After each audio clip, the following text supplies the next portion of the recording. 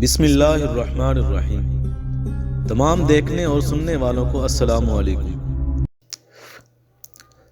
تفسیر ابن کثیر میں ہے، تخت سلیمان علیہ السلام جو ہوا پر چلتا تھا، اس کی کیفیت یہ بیان کی ہے کہ سلیمان علیہ السلام نے لکڑی کا ایک بہت وسیع تخت بنوایا تھا جس پر ان کی سلطنت اور سب کچھ سوار ہو جاتا تھا۔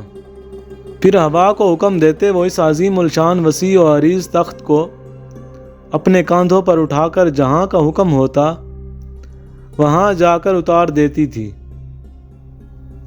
یہ ہوائی تخت صبح سے دوپہر تک 1 مہینہ کی مسافت طے کرتا تھا اور دوپہر سے شام تک 1 مہینہ کی، یعنی ایک دن میں 2 مہینوں کی مسافت ہوا کے ذریعے طے ہو جاتی تھی۔ ابن ابی حاتم نے حضرت سعید بن جبیر سے نقل کیا ہے کہ اس تخت سلیمانی پر 6 لاکھ کرسیاں رکھی جاتی تھیں، جس میں سلیمان علیہ السلام کے ساتھ اہل ایمان انسان سفر کرتے تھے اور ان کے پیچھے اہل ایمان جن بیٹھتے تھے۔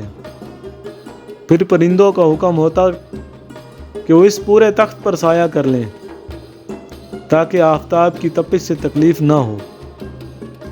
پھر ہوا کو حکم دیا جاتا کہ وہ اس عظیم الشان مجمع کو اٹھا کر جہاں کا حکم ہوتا پہنچا دیتی تھی۔ اور بعض روایات میں ہے کہ اس ہوائی سفر کے وقت پورے راستہ میں حضرت سلیمان علیہ السلام سر جھکائے ہوئے اللہ کے ذکر و شکر میں مشغول رہتے تھے، دائیں بائیں کچھ نہ دیکھتے تھے اور اپنے عمل سے تواضع کا اظہار فرماتے تھے۔